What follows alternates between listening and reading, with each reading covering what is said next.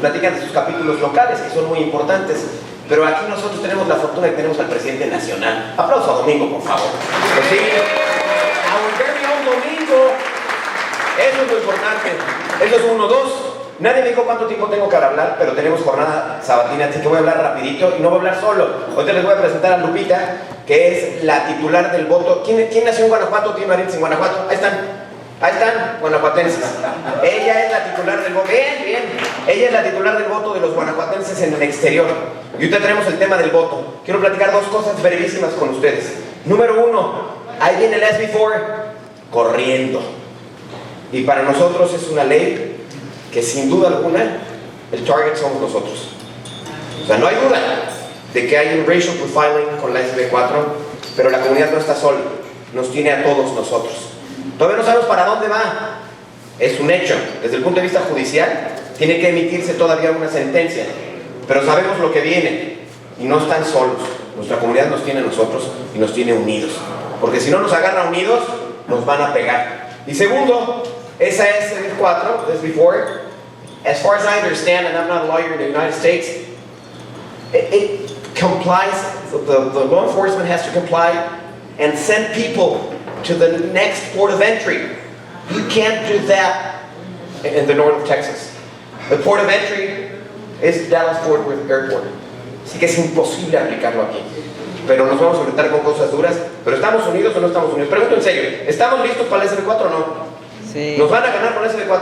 No. No, ¿verdad? Así que ojo con el SB4. Dos, every 12 years, the election cycle between Mexico and the U.S. Work together. Every 12 years. Es este. And this year, México va a ser la piñata de este lado. Y también Estados Unidos va a ser la piñata del otro. Así que pongámonos muy buzos para lo que viene. Porque se van a poner las cosas bastante complicadas. Pero la parte positiva, este año, ¿quién tiene derecho a votar en México aquí? Por favor, alcen la mano. ¿Quién puede votar en México? ¿Y quién podría votar pero no tiene credencial para votar? La señora honestamente dijo yo, allá también yo. Bueno, tienen hasta el 20 de febrero para poder registrarse y poder votar.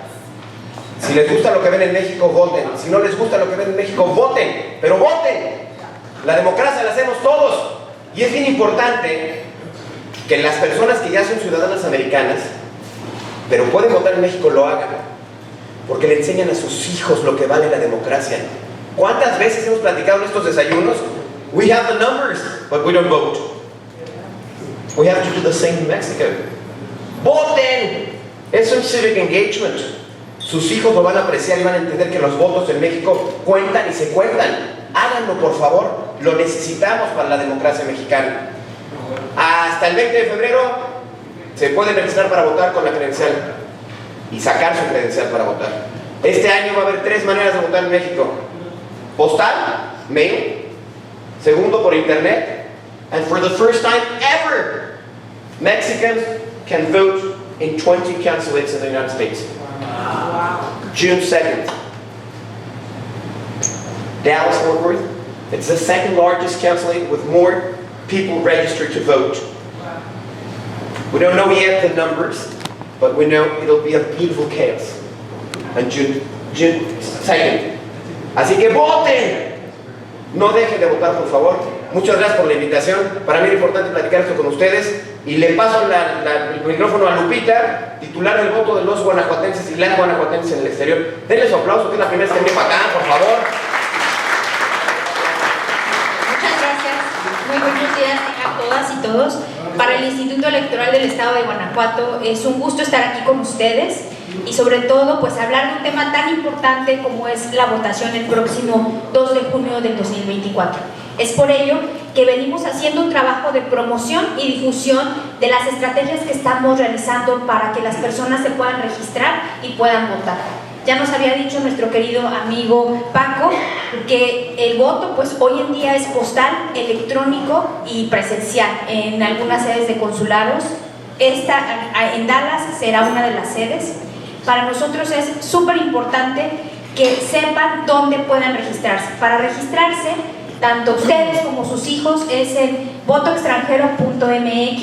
en esa dirección electrónica ustedes podrán visualizar la plataforma para realizar este registro. Además, quisiera comentarles y compartir con ustedes que en el Instituto Electoral estamos generando estrategias de educación cívica, porque de pronto no sabemos qué es un diputado, qué hace realmente un senador, ahora que va a haber posibilidades de una diputación migrante, cuál es el papel de esa diputación migrante. Entonces, desde el IEC estamos tratando de impulsar ese conocimiento para nuestras mexicanas, nuestros mexicanos, nuestros guanajuatenses que están fuera de México y que siguen ejerciendo sus derechos políticos. También quisiera resaltar que estaremos prontamente en la ciudad de Houston, igual aquí en Texas, con la misma idea de promover el voto y que puedan acercarse con nosotros para ayudarles y orientarles a inscribirse para votar, registrarse y explicarle todas sus dudas.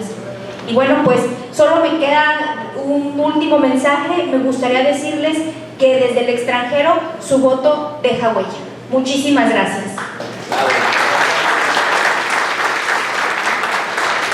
¿Hay preguntas? Any questions? We got one right over there. Buenos días, de Guanajuato, Dolores Hidalgo, Guanajuato. Los que no tienen su credencial para votar, ¿necesitan ir personalmente al consulado para aplicar para la credencial de votar o pueden hacer eso en línea? Porque hay muchos que no entienden el proceso de cómo aplicar para la credencial de votar. ¿Vas Lupita o voy? ¿Vas tú? ¿Sí? ¿Vas tú? Ya estás acá. Les quiero decir algo. Somos, no lo digo yo, according to the U.S. Bureau of Census, we were 600,000 Mexicans in 2010 in the Metroplex. Right now, at least we are at 1.7 million. Okay? Take this into account. Second, 18 de cada 100 mexicanos en el Metroplex, 18 son de Guanajuato. 18. Y las dos comunidades que siguen, zacatecanos. ¿Quiénes son zacatecanos aquí? Ahí están. Y la tercera, San Luis Potosí. Entre esos tres estados, casi tenemos 700, 800 mil mexicanos aquí en Dallas, Fort Worth. Así que ese es el tamaño de la importancia para que voten en ambos lados de la frontera. Lupita, requisitos.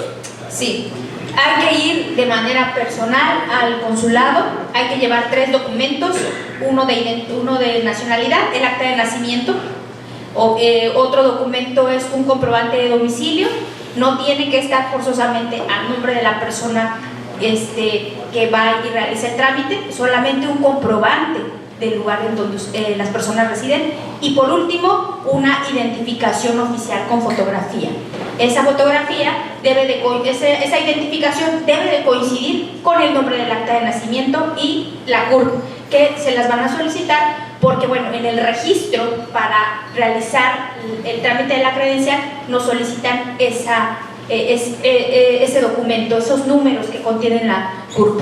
Y algo bien importante de mencionar es que tienen hoy en día hasta el 20 de febrero para asistir y hacer ese trámite sin cita previa en los consulados. Entonces creo que es una magnífica oportunidad para que todas las personas mexicanas puedan ir hasta el 20 de febrero, tramitarla y poder registrarse para votar. And we're working Saturday and Sunday right now. If you want to go, no appointment needed. Hoy y mañana, mañana domingo, de 7 de la mañana a 10 de la mañana, hasta el 20 de febrero, except Monday. ¿Solamente en el consulado que está en Dallas o se puede No, hacer también en los consulados sobre ruedas. También en los consulados sobre ruedas, por supuesto. Para que sepan que el consulado móvil va a estar en la Gran Plaza este lunes a viernes y a finales de mes no, pero ya se les... No appointment needed. Pueden ir a la Gran Plaza y sacar su credencial para votar. En el sótano, para que por favor, la entrada principal. el señor del saco azul. Hola. Que todo el mundo conoce. Y nomás para añadir, porque sé que algunos se van muy rápido, estamos haciendo una petición para que se extienda el plazo del registro. Por todo Estados Unidos hay diferentes grupos que lo están firmando, solo se necesita firmar y el nombre de su organización. para que no sea el 20 de febrero el último día. Pero este documento lo pueden firmar contigo ahorita. Aquí lo traigo, sí, y yo lo pueden ustedes aquí firmar. Yo voy a México mañana y los puedo entregar. Nada más es su firma, el nombre de su organización, para que extiendan el 20 de febrero. Es difícil, pero los del INE dicen que hay la posibilidad si hay muchas firmas. Por favor, adelante. Micrófono y todo. Aquí estoy de decán, el decán de LULAC. De todas formas, gracias. Mi pregunta es, ¿ustedes les van a ayudar a sacarla el CUR? Porque la mayoría nunca ha sacado el CUR y no saben cómo obtenerlo. Gracias. El trámite de CUR lo pueden buscar online. Nosotros no lo hacemos para la gente, pero la gente lo puede hacer online. Les ruego lo busquen, CUR del gobierno mexicano. Por favor. No es sencillo, pero tienen que hacerlo ustedes. Y había una última pregunta acá, allá, junto a Héctor, por favor. Micrófono corriendo, micrófono corriendo. What? That's a really short time frame. You're talking February 20th. Do you one have a, do you number one know how many people are already registered and can vote? Like they've already gone through the process. One and two, what venues are you using to really inform people and move them to get out and vote? I'd really like to know that because we need to do the same thing when it comes to our We do everything we can. We have certain things that we can't do. For example, Latino, they can't pay for promotion in the United States. So we have to work with PSAs a lot, Univision, Telemundo, to begin with. Second, again, the first place across the U.S. with more people with IDs for voting, credencial para votar, it's LA. They have about 180,000 people with IDs. The second place is Dallas-Fort Worth. We've got 150,000 people with an ID for voting. The third place is Chicago with 120. The fourth place, very far from us, is Houston with 90,000. But one thing is to have the ID. Another thing is to register to vote. As far as we know, we don't know the numbers. I don't have the numbers because the numbers are not for me, are for the email. But at least we know that 1,000 people have already registered just to vote in the council. That we know that the percentage of people that chooses to vote at the council is less. It's 15%. Most people select mailing or internet. They don't have to go to the council. So we think we have thousands of voters. We need more, but we have thousands. Are you using radio, social media ads? Everything we can. We have the same problem as you do. We need people engaging. Gracias a todas y todos, por favor. Gracias a todas y todos, por favor. Salió más bonito con micrófono. Muchísimas gracias. Estamos a sus órdenes y les quiero decir algo con todo mi corazón. Sí, llevo ya casi 8 años aquí y siempre lo digo, tengo 2 hijos, llegaron muy chiquitos y estoy criando 2 pequeños tejanitos mexicanos y sé que aquí hay muchos tejanitos mexicanos. Así que me siento parte de esta comunidad como mexicano americano y con mis hijos aquí. No solamente represento un país, represento a una comunidad y son ustedes. Muchísimas gracias. Muchas gracias. Gracias. Siguiendo con el tema de las votaciones en México, y me sorprendió cuánta gente estaba lista para votar. I'm surprised how many people were already registered to vote. Our next speaker is a native Fort Worth who went to schools here in Fort Worth. He graduated at 19 from Launch University with BA, got his doctorate at TCU at 25, and founded the Research Center at the University of Texas in Dallas, advised the UT Chancellor on programs for all universities in the Texas system. He's been featured on the cover of Fortune magazine, and also, as you mentioned, in the Year Trade magazine. And he also served with President Vicente Fox in Mexico, and currently serves with the Governor of Guanajuato in Mexico. Let's give a big hand to native son, Juan Hernandez. Dr. Juan Hernandez.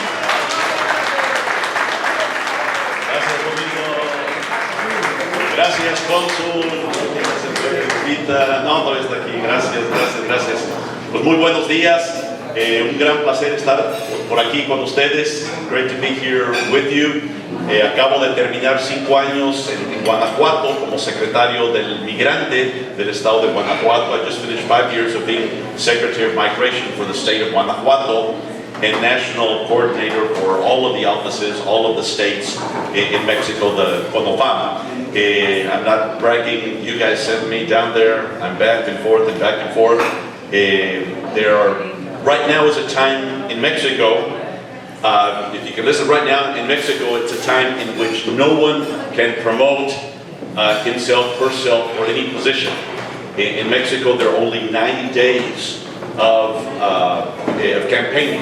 It starts March the 1st. It's really not a bad thing to have such a short period.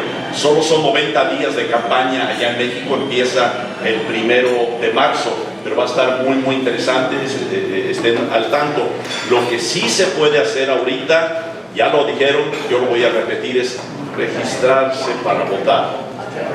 Right now, we cannot talk about campaigns, we cannot talk about parties. That's the way the elections work in Mexico, not until March the 1st. But we can tell everyone to register to vote. Your question was really good, all of your questions, but yours was really good about that we only have until the 20th of March to register to vote. Que solo tenemos en February, thank you. Still a little sleepy. Hasta el 20 de febrero para registrarse, es correcto, pero we are merely asking that that date be changed. Especially for those who are voting electronically. For the first time in the history of Mexico, por la primera vez en la historia de México, se va a poder votar en celular. You'll be able to vote on your cell phone. It was already tried out in 4 states in Mexico. No one that was there voted, nobody cheated, no complaints. 4 estados que ya lo probaron en México, ya funcionó, nadie se quejó. Se va a poder votar de manera electrónica, pero la fecha del 20 de febrero está muy muy cerca. Entonces estamos haciendo una petición de extender la fecha. We're asking that the date be extended. There's no reason why it's the 20th of February. I can understand for those who are going to vote in the Mexican consulate. Entiendo los que van a votar en el consulado, que sí es problemático. Entiendo que los que quieren hacerlo por correo, pero no los que van a votar desde su computadora o celular. No hay ninguna razón. Todos tenemos una tarjeta de Visa, de Mastercard, de ATM. O sea, ahí está toda la tecnología. Entonces, si alguien aquí, por favor, quisiera firmar esto, yo me voy mañana a México y voy a llevar, ya levantó la mano acá, nos ayudaría, yo voy a México mañana y las vamos a entregar al INE el lunes. ¿Alguien más quiere firmar? ¿Sí? Por favor, si le ponen el nombre de su organización, ¿sí? Y necesito foto de su INE, los demás que quieran. ¿Sí? Is it allowed to have this petition online, or no? It has to be on the website. It has to be on this. Yeah, it has to be physically, and it has to be a gracias. Okay. Gracias. And if we run out of them, I might ask our good friends here to. I really want to thank. There are many here people, but Domingo has been a friend, ha sido un amigo por mucho tiempo, y este señor también, sí, por cierto. Y esa señora también, perdón, tengo pura familia aquí, pero Domingo nos ha estado ayudando muchísimo con LULAC a promover que los mexicanos voten aquí, ¿sí? Y tiene toda la razón, pero muchos como yo podemos votar en los 2 países y que digan lo que quieran. Y que nos tocó tener un día acá y un día allá. Amamos las 2 naciones, daríamos nuestra vida por las 2 naciones, y que nos critiquen todo lo que quieran. Ojalá que muchos quieran firmar esta forma y que nos den más tiempo para que más puedan votar. Dios los bendiga mucho, los quiero muchísimo. Gracias. ¿Preguntas? Any questions? Any questions? No? Going once? One twice? Ahí va. All right, gracias, Juan. Okay, our next speaker is the Executive Director of the Fort Worth Tarrant County Innovation Partnership. He's focused on the growth and development of the Texas A&M campus being built in downtown Fort Worth. He's also the owner of Health Family Holdings LLC and is focused on investments and startups. In 2015, he retired from Accenture, one of the world's largest technology consulting and service firms. Let's give a big hand to Daryl Heath, Executive Director of the Fort Worth Tarrant County Partnership. Thank you. I'm honored to be with you this morning. I told Tony, I met Tony, and I said this, being here reminds me of, I grew up in, I didn't grow up in Fort Worth, but I am a born and raised Texan. I grew up in the Houston area on the East End, and I used to, I'll admit this, I used to cut class in high school to walk down the street to the original Nimpa's, where Mama Nimpa's would feed us in the kitchen so we didn't get caught cutting class. But I love Fort Worth. I've been here for about 4 years, and what I'm here to talk to you about today is a new school that Texas A&M is making a very large investment in. About 10 years ago, Texas A&M bought, through a partnership, the law school from Texas Wesleyan in downtown Fort Worth, and they've owned it about 10 years. Quick facts on that is the school is not really highly ranked, and over the last 10 years it's gone from highly ranked to number 20, or not ranked, to number 29th in the country, and that's pretty astounding. As a matter of fact, it's the fastest rise in ranking of any professional school of any type in the U.S. since they started ranking them. And so Texas A&M has a great law school now. The one tidbit I would tell you is, many lawyers, you know, that if you go, and there are some obviously in the room, they get what's called a JD, and that's a Juris Doctor, and they use that to, if you will, practice law and represent people. A&M has that school capability. There are 3 different program types, but what has really grown for them is 13 different master's programs in law that are not intended to be JD. They're intended to be people who are in business or people who want to have a legal view towards like cybersecurity or wealth management or immigration or environmental, and they're really like a shorter master's program, and they have 13 different specialties that they offer. And that actually has propelled the growth of the school more than I would say the JD program. So great opportunity. I'm actually an engineer, and you might say, so why are you here talking about the law school? Well, I am an Aggie. I hope that's okay. And I retired, as Amigo said, about 5 years ago, and the law school asked me to step into a role. And the role is simply this. The city of Fort Worth and Tarrant County together formed a partnership about a year ago, and it's very focused on growing the economic base in that eastern side of downtown Fort Worth around the campus. And I lead that partnership, and our goal is over the next 2 to 3 years to find ways to have companies and what we call innovation programs be added into the campus. And those innovation programs, this is important for you, are not just about people with 4-year degrees, but they're about adding workforce development capability, job-specific training, youth enrichment programs, possibly research programs. So the city and county's view is they don't want this, even though A&M is excited about growing the campus, and it will be a 4-city block campus initially. They don't want it to just be a 4-year degree academic institution. They want it to be something that really serves the city of Fort Worth and the residents of Fort Worth and the county. So the job that I am doing, leading this innovation partnership, is all about finding ways for partnerships with companies and with other groups that are already doing these kind of things in Fort Worth to come in and be part of the campus. I'm very excited about it. For me, it's fun. It's a fun activity in retirement. I love A&M. I love Fort Worth. So for me, it was a great, I'll say, intersection of what I do. And I love my Texas heritage. With that, I'll take any questions that any of you might have. Yes, sir. Yeah. My name is Elias. I'm currently a law student at UNT Dallas. When going through the law school process, A&M was one of the schools that I applied to. It's one of the schools that I got accepted to. However, due to the financial side of UNT and a little bit more towards the criminal areas that I like, they gave me a chance. So my question is, call me a native. I've been in Fort Worth since I was 14 years old, graduated from here, grown up here, friends, family here. So what is A&M doing to really help the Latinos here in Fort Worth? Like as far as the programs, because that area, you know, you mentioned East Side, from East Side and North Side, I mean, Latinos, we're all across Fort Worth, but I feel like we have so much less representation here than in Dallas area.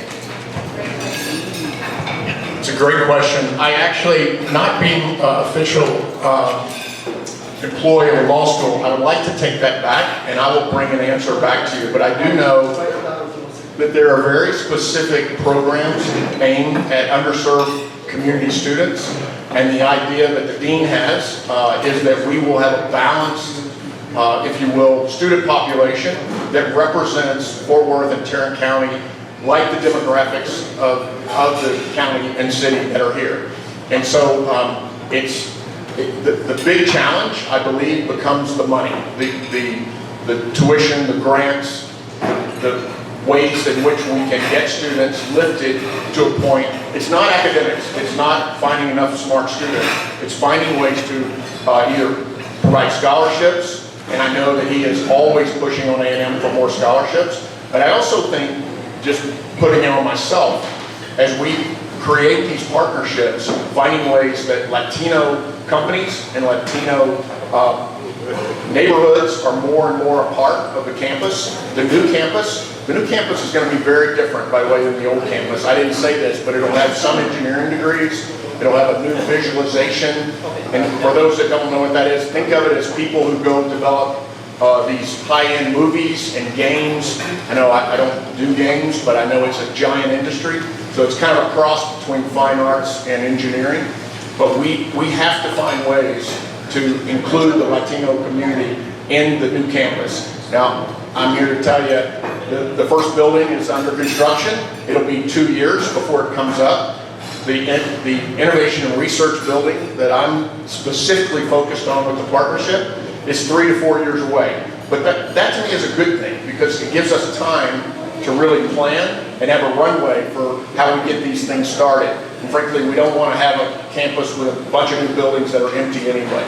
My commitment, though, to you, back to your original question is, I will find a way to get back an answer on specific programs that the law school is focused on around the Latino community, because I don't know. I can tell you what. Yes, ma'am. I can tell you what. Great. Thank you. I'm one of the founding members. We're working on the Latino Cultural Museum here in Fort Worth. And Estella is with me also. And thanks to you, Luis Gallendo, who's an attorney, adjunct attorney with y'all, he's been working on the bylaws, the MOUs, and the papers of incorporation for our Latino Cultural Museum. He uses his students to help us per semester. So y'all already helping the community, and I thank you for that. Thank you so much. There are many opportunities to do this. I would just suggest something if you ever had a chance to meet the dean, Bobby Adiye. He is an Iranian New Yorker who did not grow up in Fort Worth, but appreciates the immigrant need more than anyone I've ever met. Now, I'm going to tell you something funny because he's like a brother to me. If you ever meet him, we call him the BB in a beer can because I've never seen a guy with more energy. And if he was here, he would have already met every single one of you and known your whole history before he left. He's a wonderful, high-energy guy, and he is absolutely committed to Fort Worth across the board, including the Latino community. One second. Sir, I want to, first of all, thank you for being intentional to come out to the Latino community to seek support. And so I want to give you just a few suggestions. You may be doing them already, okay? But one, and I'm a human resource professional and I'm running for U.S. Congress, so I have some bias here. But one, we want to see representation, not just in adjunct professors, but in leadership. Okay. Okay? So we want to see, because we know you value us when you've given us a seat at the table. Fair enough. Well, that's one. Two, I want to suggest to you, for the legal side, that you have a community clinic where those professors and those students are helping the community. Okay? Whether it's criminal, whether it's people losing their home, whether it's people dealing with these insane laws that are coming down from the state level, on immigration. So a community clinic. I'm just gonna, I'm getting old, I'm gonna wrap up the notes. But you go ahead. Okay, so representation, a community clinic, and then when we talk about, the price so you talk a little bit about that, but, having that partnership with the high schools, let's get some of these seniors getting college credit while they're in high school, and that cost is not being transferred on to the family to then incur, six-figure student loans when they can achieve it in the high school public system. Okay? I'm on that one, by the way, so personally.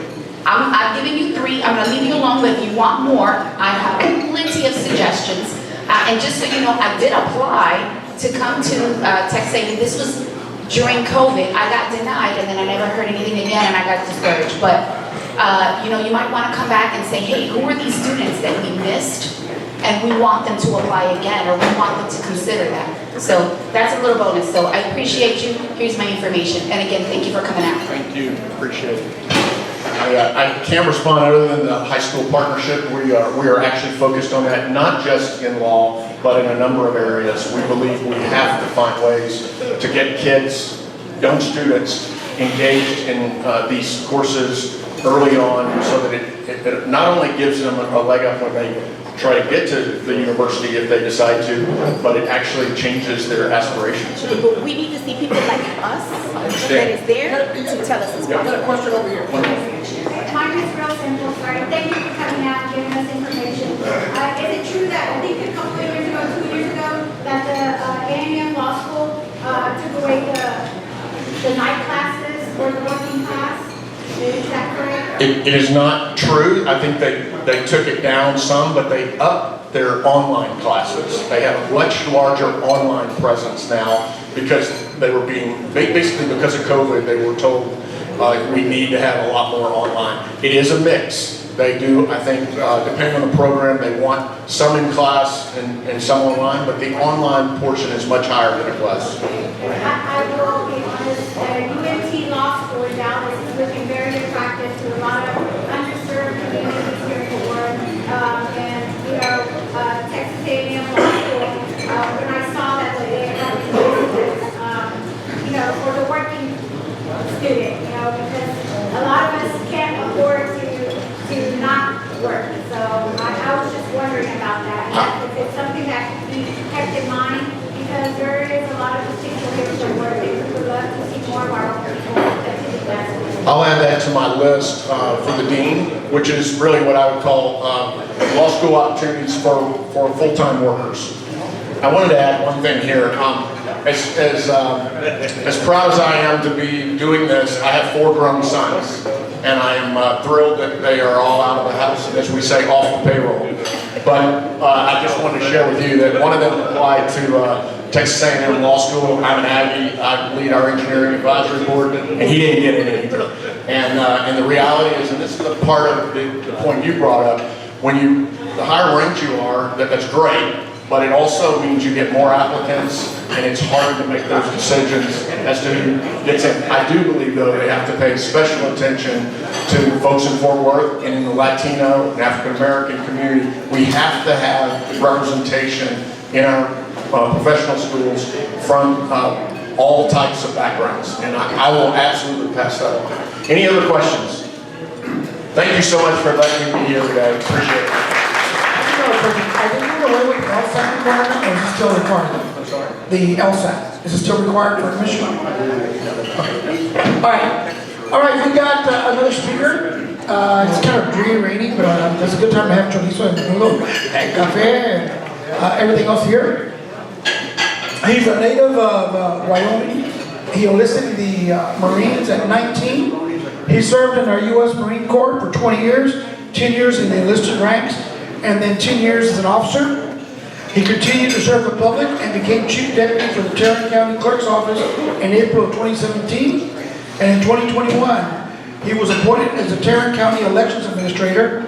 And as you know, this is an election year, as we talked about, where a lot of issues, we got the primaries coming up here in March, And then we have the general election in November, so that's going to be a big issue here in Tarrant County. So let's give a big hand to the Tarrant County Elections Administrator, Clint Ludwig. Thank you, I appreciate it.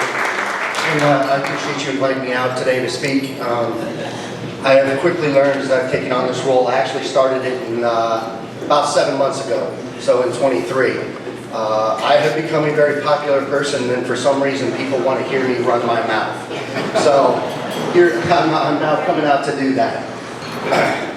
One unique and interesting thing with my background, I actually enlisted in the Marine Corps, and my first job in the Marine Corps, I was a Spanish cryptological linguist, and my first duty station was in Guantanamo Bay, Cuba.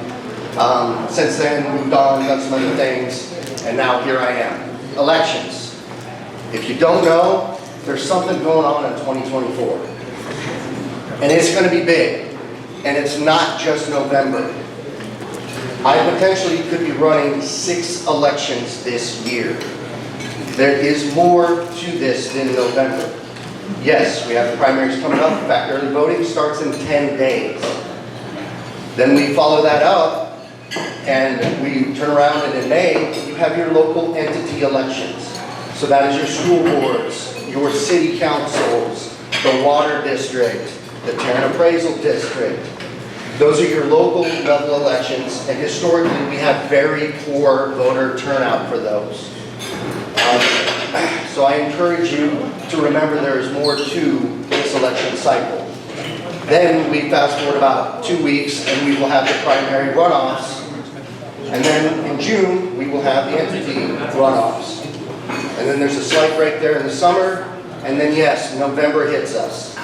And that thing called this presidential election that everybody seems to be really concerned about is going to be here. And then, if need be, we will have a runoff for that election in December. So we could be looking at 6 this year. Things you need to know this year in particular, and it's important every election year. Number one, to be prepared to vote, start by making sure you are registered to vote on time. There is a deadline to register for the elections 30 days prior if you are not already a registered voter. And if you are a registered voter, make sure it's up to date. People move. And understand you may have stayed within the city of Fort Worth, but you very well, when you move, that changes your address. That can complicate things on election day if you have not updated that voter registration. And you can do that online, you can call us, you can come down to our office, come see us, make sure everything is correct so your election day can go as smooth as possible. The other thing you can do to help with election day is we have resources on our website. You can go to tarrantcountytx.gov, click on elections, and you can look at the ballot you were going to vote on. You would put your information, and it will show all of the people that you were going to vote on. Because depending on which primary you intend on voting on, I have 142 different ballot styles just for the Republican primary. And I've got 142 for the Democratic primary. And I'm not going to waste your time getting into how all that's done. It's very, very complicated on how we get there, but there's a lot of different combinations of who's on the ballot. So do your homework. See who's going to be on your ballot, and then if you so choose, do your homework on those people. And that way you're able to come to the polls knowing what you're going to see and ready to vote. When you show up, have the correct forms of ID. We do not want you voting a provisional ballot if you do not have to. Please bring the correct forms of ID. I'm a Marine, so I have to keep things very simple. So for me, if it's a photo ID issued by DPS or the federal government, pretty much your chances are you're good. Now, you can check online to make sure that what you have is good, but that's kind of the rule of thumb.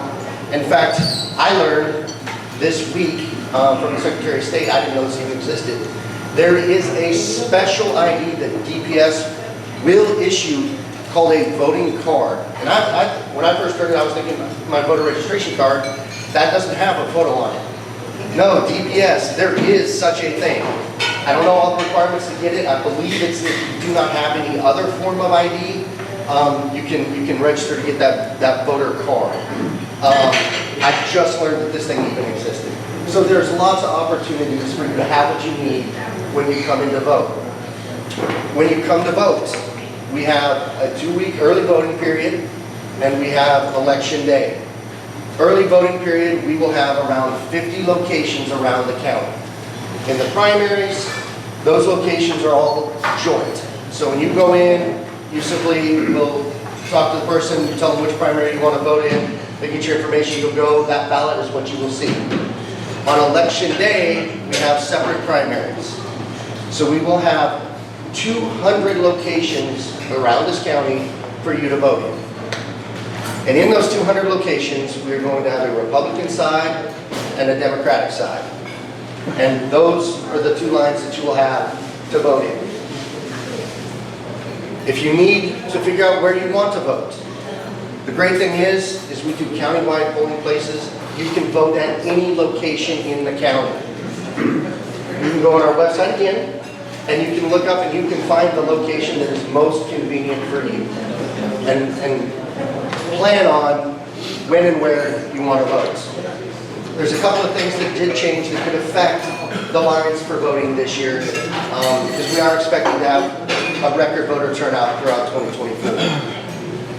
The first bill that was passed is if you are an individual who has a mobility challenge, it used to be up to the judge whether or not you got front of line privileges.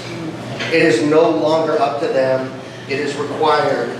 They must move that person to the front of the line.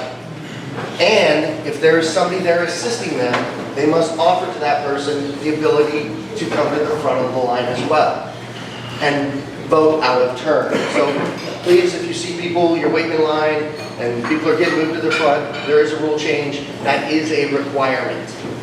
The other thing is the legislature put back on the ballot individuals that are unopposed. So that makes the ballots longer again. It's going to take a little bit longer to vote because you're going to have to vote for every single person on that ballot. Whereas if they weren't opposed prior to, it was just, they won, and they weren't on the ballot. So that is going to increase the lines as well. When it comes to, if you're looking to avoid lines, my recommendation is go during early voting. We are open for 12 days straight on Saturday and Sunday, and all 50 of those locations are open. We tend not to have lines because we get about 60 to 70% of all the vote will come in during early voting, but it's spread out over 10 days, not the other 40% that's coming in on one day. The other thing is, if you get to a polling location and there is a long line, don't go home, pull up, everybody's got their smartphones, pull up our website, and I'm pretty confident with all the number of locations that we have, you will be able to find another polling location within a couple miles of you, and more than likely, it's not that busy. For some reason, people tend to congregate at certain voting locations, and we have areas on election day that in the 12 hours they're open, we'll get 14 ballots. So look it up, be informed, know where you're going, come prepared with what you need, and cast your votes. Our team works very, very hard to make sure that you have the opportunity to cast your vote. So please come and do it. The other thing is I'm going to tell you, your vote will get counted. We go to extreme lengths to ensure that happens. This last November, a judge made a mistake and accidentally put a provisional ballot in the ballot bag and then sealed it. By law, I can't open that ballot bag for 61 days. That means that ballot that got put in there is not going to get counted. We contacted our attorneys. We petitioned the district judge. I posted notice for 24 hours. I pulled that ballot bag out in a room under live stream camera with 3 members from the DA's office, 2 people from my team, filled out an affidavit, opened that ballot bag, pulled out that person's ballot, and allowed it to get counted. Your vote will count. We will ensure it counts if you cast it. So please do not be discouraged. If you want to vote, the opportunity is there, and we try to do as much as we can within the law to make it as seamless as possible for you all. And with that, I'm stop running my gums and see what it is you all would like to know. Yes, sir. One comment and two questions. Comment is, everyone should know you cannot, and I learned this the hard way a couple of years ago. It was an election mainly about amendments and not a person, issues. And I had it on my phone, and the judge came over and said, you can't have your phone. You say you look at it on your phone and you do a screenshot of everyone you're going to vote for. Or you can't do it. That is correct. You cannot have a cell phone out in a polling location. And that needs to be publicized. And then the question about mobility issue. Some people don't have physical, they're not in a wheelchair or a walk. How will that? Those individuals need to identify themselves to the polling judge. Carry your handicap parking. That is definitely one way to do that. It's notifying the judge at that location that you do have a mobility issue and would like to move to the front of the line. And I do have a question about the provisional ballots. I thought provisional ballots were not counted. So they are counted if they're legitimate provisional ballots. So they come back to our office and we have to research every single one of those to ensure that yes, this meets the requirements to be counted or no, it doesn't. We do run into a lot of them where somebody from another county that lives near one of our polling locations says, I'm voting here. And we're like, you can't. And they say, I am. They say, okay, here's your provisional. And then it comes to my office and those don't count. And we do see a lot of that, so I can understand where you would get the idea that they don't count because a lot of them don't, just based on what we receive. Claire, along with Mark Patrol, that was a great presentation, and I really appreciate it because you left one thing out. Your team always struggles to get enough people to work at these elections. They particularly struggle to get Spanish-speaking people. If you want to help hold these elections, you can get paid on election day by being an election worker. And there's no better way to make Hispanics feel welcome than if you are seen as a Hispanic working this election and speaking Spanish if they need you to speak Spanish. So since you missed that one minor point, I just wanted to help you out. You always need help recruiting election workers. Thank you, Lon. I appreciate that. And yeah, you kind of stole my sales pitch that I was going to do at the end about come out and work. But yes, I was going to do my recruitment pitch then, but we always need poll workers, especially Spanish-speaking and Vietnamese-speaking poll workers.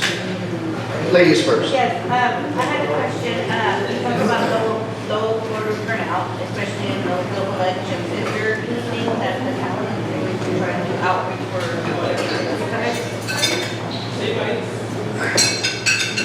do more outreach? I'm confused with the deputized. Well, when you're allowed to go and sign up for the voter registrar. Oh, the voluntary voter registrars.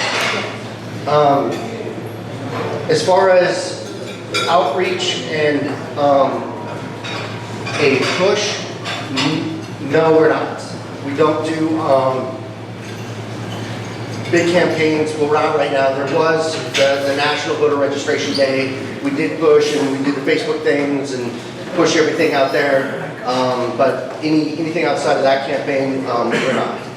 But we do have the ability, if you want to become a deputy voter registrar, we do the classes, we teach everybody. In fact, I think Lon has been in one of those classes himself, if I remember right. I'm not supposed to make that down together. We will be doing the New York training later. Yes, sir. Hello, my name is Jose Ayala. I'm with the Center for Mexican American Studies there at UT Arlington. So just a question, or maybe even a comment just in general, but I think for the voting outreach information is to inform our communities about how long these ballots are. There's all these distinct candidates, but you mentioned there was a part about the low voter turnout whenever it's regarding elected officials at the local levels. Is there anything besides? Are there any workshops or anything?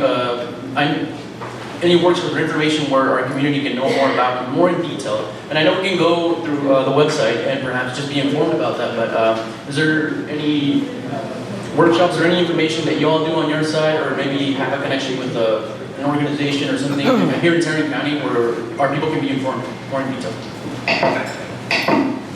Specific workshops, things like that, no. What I can tell you is, one of the tricks in being in this position is I have to stay in the middle and be neutral. I don't have a party affiliation. I am Switzerland, right? So we've got to be very, very careful in what we're doing things but my rule of thumb is, generally, if you ask me to come out and speak, I will come and speak.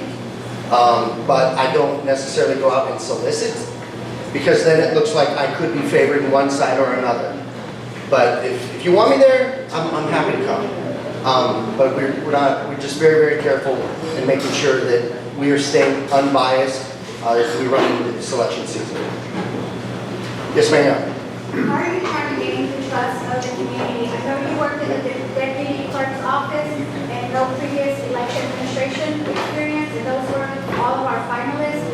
So with so much extremists speaking of this big lie and election fraud and everything, and a lot of people feel discouraged, don't want to participate in voting. How do you gain your office? What are they doing to gain trust of the community under your leadership? So under my leadership,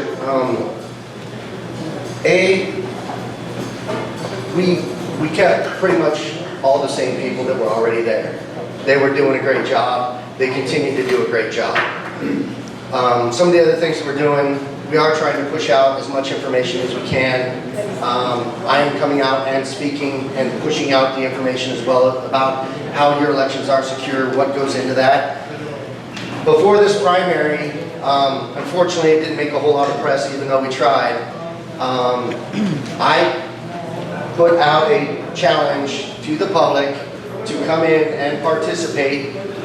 We allowed the public to go through our entire warehouse and pick the machines they wanted to use. And then we loaded on those machines, right there in front of them, this primary election. The software that we're going to be using, the ballots that we're going to be using. Then we let them pick out the ballot styles that they wanted, and to the point we had to then run and print out absentee ballots because we didn't know what they were going to pick. And we let them vote on the machines and absentee. And while we did that, I told anybody there that thought they could change the results, go for it. I told them, if you want to put me on the ballot, I don't really want to be president, but do it. I said, or if you can give somebody 60 votes, because we only had about 50 that were being cast. I said, give somebody 60 votes. If there is something wrong with our machines, I want to know it. If it can be done, then I need to know. And the reason it didn't make any news is we went through all of this, did a hand count to compare the paper to the machines, and everything matched. Everything matched. And we will do this again before the November election. But yes, we are trying, we're pushing it out there. Unfortunately, the news agencies that showed up, they didn't really print a whole lot because it wasn't a big story. It did what it was supposed to do. Yes, ma'am. Hi there, I'm Ella Bonilla, and I was appointed by Mary Louise Nickerson to be on the committee for county-wide elections points, the polling. I've heard rumors that y'all are trying to do away with county-wide elections. Is that going to happen? So please, yes, let's get the rumors out, because that is a rumor. I am not doing anything or moving in any direction, nor have I received any direction from the Commissioner's Court to move away from countywide polling. That said, yes, there is a group in the community that is trying to make that happen, but as far as anything that I have received, any direction that we're going, I am set up to run countywide polling places, and that's where we're at. So, but there is a group in the community that is making that push. And Mary Louise, sorry, take a sidetrack, 20 years in the Marine Corps, she's the best boss I've ever worked for.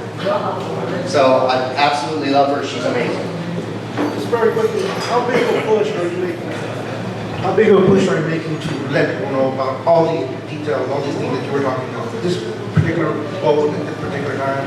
banners, social media, what exactly? I'm trying to understand. So, are you looking kind of to push to get all of this information out? Other than speaking in person. Pretty much it's the speaking in person engagements. We do push some things out on social media when it gets closer to the time for early voting to start. We let everybody know. The voter registration, when the end of that is, we push that out. We set up big things at elections. It just depends on where we are in the year and the cycle of what we push out. It's just, I don't know what it is about the elections, Facebook and Twitter and whatever they all are. We don't have a lot of followers. So it just doesn't go very far. So the biggest thing we do is we make sure to put as much of our information and as much of this as possible on our webpage. It is there, and if we don't have it, the Secretary of State's page, votetx.gov, they will have it. So that's kind of where we're at there. What other questions? Okay. Wow. All right. I'll take that. Thank you very much. Thank you. All right, continuing with the theme of elections, we have another candidate. She is running in House District 93. House District 93 covers Blue Mound, Hazelett, the north side of Fort Worth, and Saginaw. She is the Democratic candidate. She is a former paralegal educator, and now the Democratic candidate for House District 93. Come on up. Let's give a big hand to Bella Borges.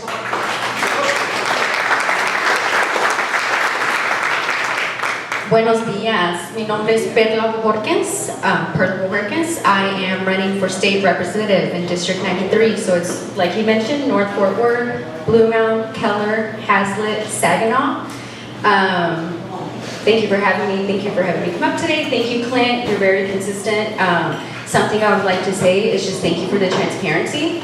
I think in nuestra comunidad hispana, it's very important to have that trust and communication and to build the relationships that you're trying to build even though you don't have that many followers yet. That's cool. It's all right. I am a baseball mom, a gymnastics mom, a PTA mom. Like you mentioned, I am a former paralegal. I have a bachelor's in education. I have worked with a lot of communities and a lot of different places.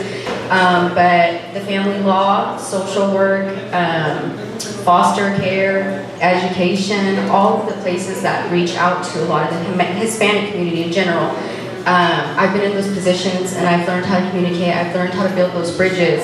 But I just think that's important. And today, I don't know, I think I picked a good day to come have breakfast with y'all because es muy importante votar. Y creo, siendo mexicana y pues, a Mexican American, no sabemos lo importante que es nomás hablar con nuestra comunidad. Hablar, preguntar, hey, ¿saben dónde votar? ¿Saben cuándo votar? ¿Saben por quién van a votar? I think in politics, you know, I try to stay very neutral. I have a lot of Republican friends. I have a lot of Democratic friends. I have a lot of independent friends. But when I ask a random person, are you registered to vote? Me miran como que está que, you know, we're not going to talk politics and it gets a little, you know, you just have to neutralize them. Let them know where you're coming from, and really me, I just want to know if you are registered, if you know where you're going to vote, if you know who you're voting for. In North Texas, I think just this recent past, you know, couple years education, we had a $33 billion surplus in Texas. 33 billones de dólares. How much of that went to educators? Anybody? Anybody? Zero. We had $33 billion and they gave zero to our educators in our public schools. If that, they try to take it away with the vouchers and give that to the private families, private school families. Yeah. So education in Texas, it's on the floor. We are 43rd in student funding in the nation. There's 50 states. We're at the end of that line of what we value our students. We're at the end of the line of how we value our educators. So Texas, I think it's important just to get that conversation opening because, like you mentioned, in just the local elections, the percentage of people that show up to vote is embarrassing.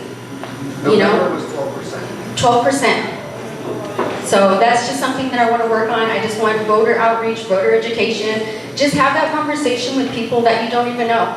Again, are you registered? Do you know where to go to vote? And you know, if you want to start talking politics, that's fine. Do it respectfully. Like I said, I have friends who are Republicans who are supporting me because I support education, because I support health care, because I support a safe and secure border. I'm a first-generation immigrant. I know what it is for your parents to cross that river. I know to hear stories from all of our communities of those stories that they remember crossing the river, and it was dangerous then.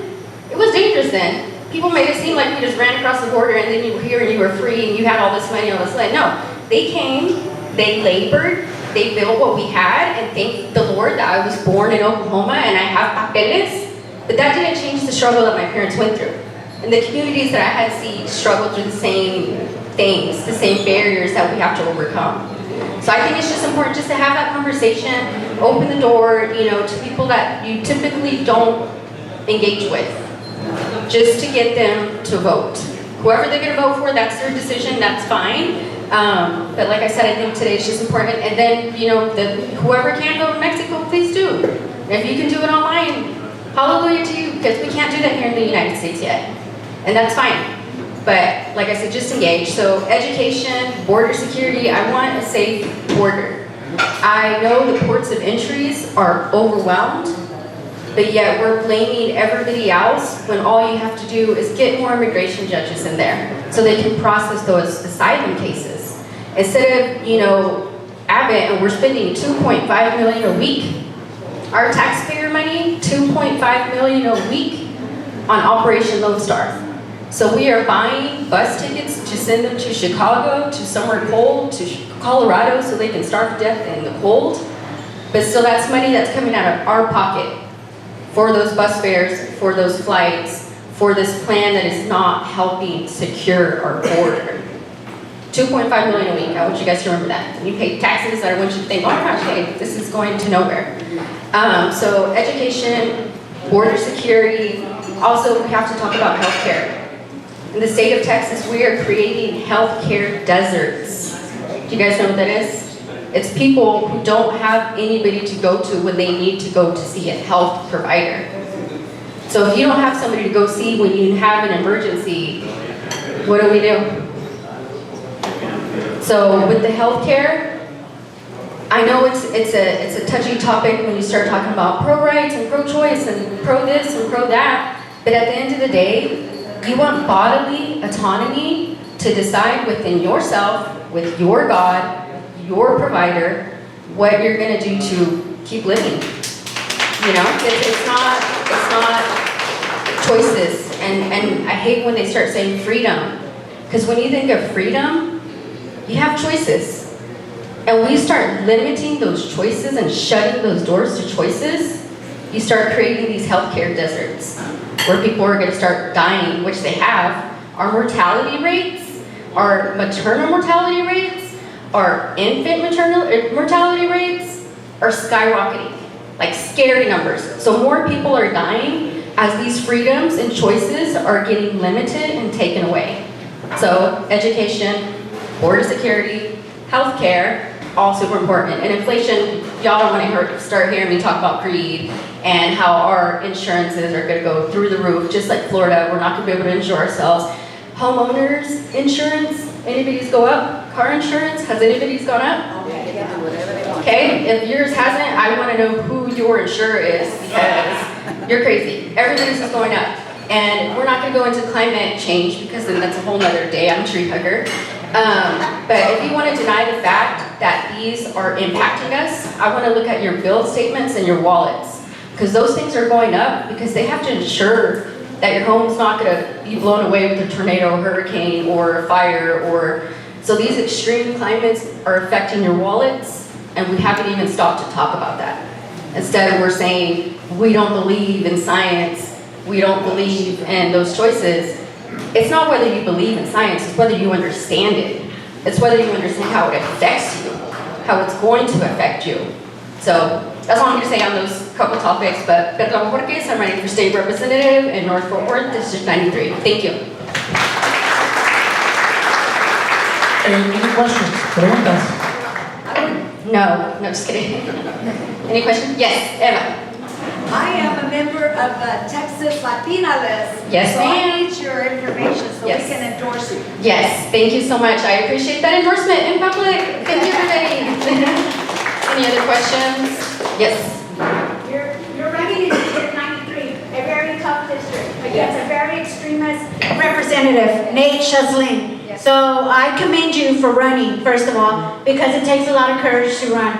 So, and that is a hard district to tackle, but wishing you the best. I do want to point out how you emphasize that we need border security. And, you know, we're not invading, we're not invaders. The border is secure. So I think reframing that should be, because I think right now what we need to advocate is for a comprehensive immigration reform, and I absolutely have better representation in our legislator about not condemning the people, those people that you have mentioned are human beings, and the rhetoric that's against our community right now, and it is very hateful, but the people, they deserve the right to be here, just as any human being, and they have a legal right to have asylum. So as border security, the border is secure.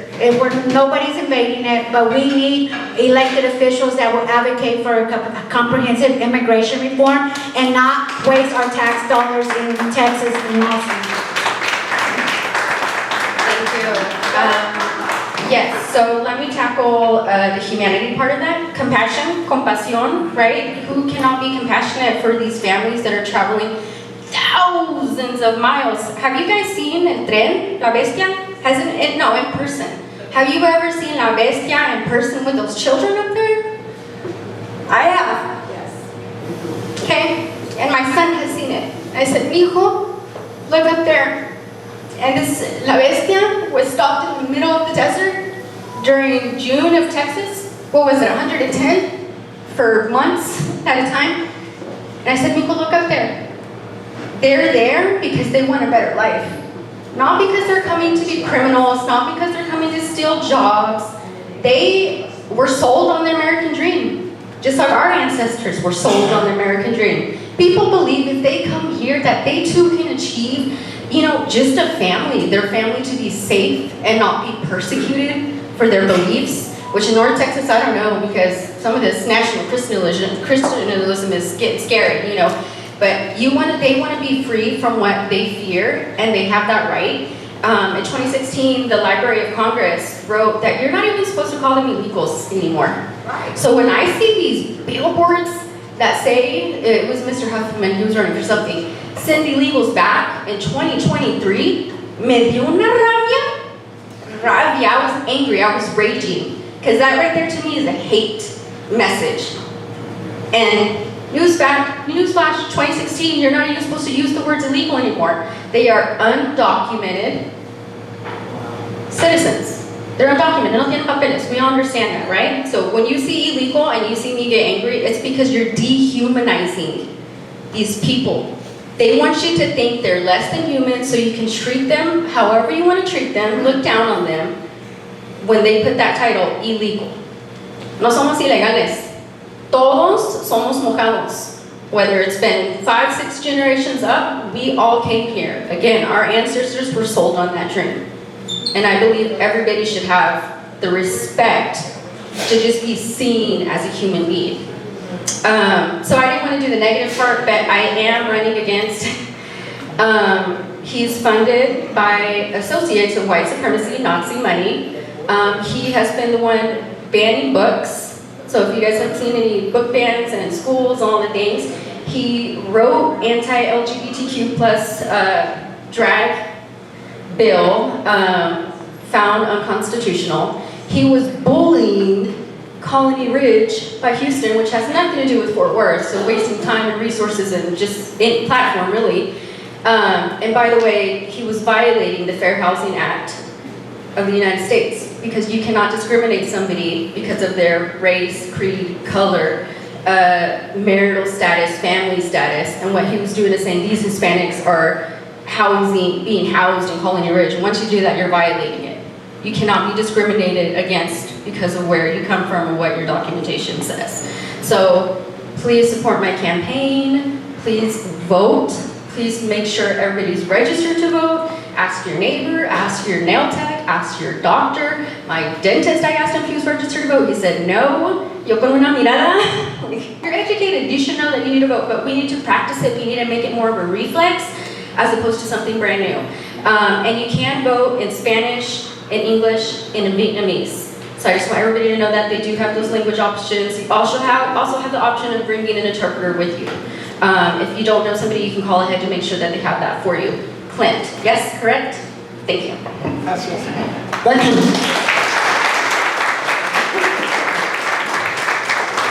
My dentist votes. It's my wife. All right, that was the last speaker. A couple of announcements I want to make. Next week, LULAC is having our national gala in Washington, D.C. It's going to be from February 14th to February 17th. At our gala, we have confirmed we're going to give our Lifetime Legacy Award to Edward James Olmos. I don't know how to remember, Stand and Deliver, Miami Vice. Soledad O'Brien from CNN will be the hostess for the event. We have 3 cabinet secretaries who will be joining us. Secretary of Commerce, Mundo is going to be joining us. Secretary Becerra of Health and Human Services is going to be joining us. And Secretary, secretaries. So we have we're going to have most of the cabinet going to be there. The chair of the Hispanic Congressional Caucus, Ladette Barragan, is going to be joining us. We're expecting maybe Wednesday. What's that? Ortega, first name. Nobody watches? Jenna Ortega will probably be visiting. She just donated to LULAC también. So it'll be a star-studded, politically studded event. I asked you if you can make it. Come on down. We have LULAC rates. We'll be at the Mayflower Hotel in Washington, D.C. next week. We're also going to be visiting the Capitol, visiting our congresspersons and senators to talk about finding a bipartisan immigration reform plan that can pass. As most of you have been watching, they had a plan that came out of the Senate, but it was killed because of opposition from, even though it was bipartisan opposition from certain elements of the Republican Party. So we're going to be working on that. Also, the Texas LULAC Convention is going to be May 16th to the 19th in Odessa, Texas. So mark your calendars to go to the state LULAC Convention then. And our national convention is going to be in Las Vegas, Nevada at Caesar's Palace, June 26th to the 29th. We have invited both candidates for the presidency to be there. At every LULAC convention, we've always had one of the candidates show up since JFK. Back in 1963 was the first candidate for the, well actually he was president back then, who attended a LULAC convention. And every president since then has been to a LULAC convention with one exception. And y'all kind of know who the large one is. Okay, but we did invite him. Okay? And we're inviting both of them to come. We are expecting President Biden to attend the convention, and we're also expecting several major celebrities to be there at that convention in Vegas, June 26th to 29th. So again, mark your calendars to come down there. We have a special rate at Caesars. It's only $110 a night. You can't beat that. And again, we're going to have a lot of who's who celebrities. I think we already have los Tigres del Norte that are going to be playing, as well as oh, I forgot to mention. ¿Cómo se llama la nieta de Pedro Infante? Infante, whatever her name, Irma Infante or something. Irma Infante, the granddaughter of Pedro Infante, is going to be playing at our gala in Washington, D.C. next week. Okay? So, again, for those of you who are not active LULAC members, we are going to have, it's open to the public, and tickets are on sale at LULAC.org. All right, at that, the Navy Secretary del Toro, the Secretary of the Navy, anybody a Navy guy here or lady? Oh yeah, I know you're a Marine, right? Secretary of the Army is going to be there. Secretary of the Navy is going to be there. Secretary of Defense is going to be there. One of our biggest supporters for LULAC is the Army. Okay, so we're going to have a lot of high-powered individuals, a lot of good efforts for networking. All right, I'm going to turn it over for community announcements.